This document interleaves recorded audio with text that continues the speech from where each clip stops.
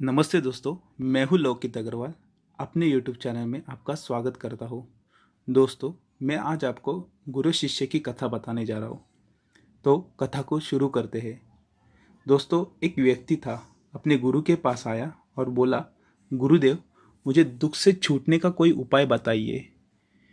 शिष्य ने थोड़े शब्दों में बहुत बड़ा प्रश्न किया था, दुखों की दुनिया में जीना, लेकिन उससे मुक्ति का उपाय ढूंढना बहुत ही मुश्किल प्रश्न था। गुरु ने कहा, बेटा एक काम करो, जो आदमी सबसे सुखी है उसके पहने हुए जूते लेकर आओ, फिर मैं तुझे दुख से छूटने का उपाय बताऊंगा। शिष्य चला गया।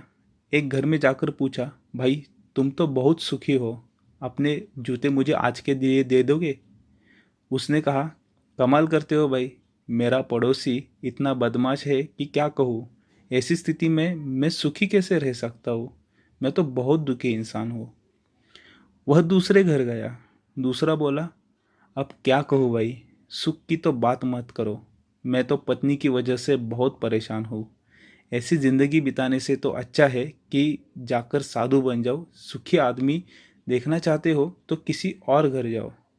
वह तीसरे घर गया, चौथे घर गया, किसी की पत्नी के पास गया तो वह पति को क्रूर बताती थी, किसी पति के पास गया तो वह अपनी पत्नी को दोषी ठहराता था, पिता के पास गया तो वो पुत्र को बदमाश कहता था, और पुत्र के पास गया तो वो पिता की वजह से खुद दुखी था।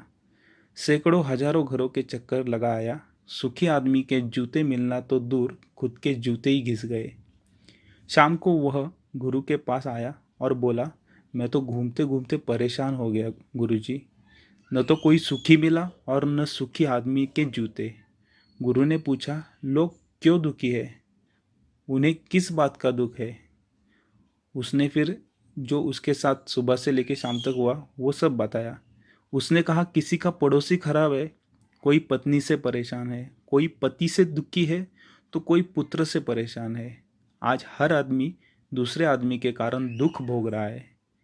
तो गुरु ने बताया, शिष्य, सुख का सूत्र है, दूसरे की ओर नहीं बल्कि अपनी ओर देखो, खुद में झांको, खुद की काबिलियत पर गौर करो।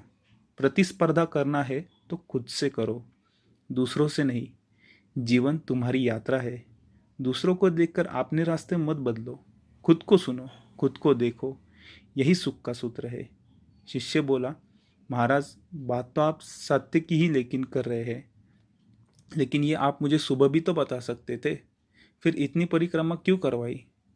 तो गुरु ने कहा, वह सत्य दुष्पापच्य होता है, वह सीधा नहीं पछता। अगर यह बात मैं सुबह बता देता तो तू हरगिज नहीं मानता। जब स्वयं अनुभव कर लिया, सबकी परिक्रमा कर ली, सबके चक्कर लगा लिए, तो बात समझ में आ गई। अब ये बात तुम पूरे जीवन में नहीं भूलोगे। तो दोस्तों, आज की कथा कैसे लगी ये हमें कमेंट करके ज़रूर बताइए। ज़्यादा से ज़्यादा लाइक कीजिए और शेयर कीजिए। धन्यवाद।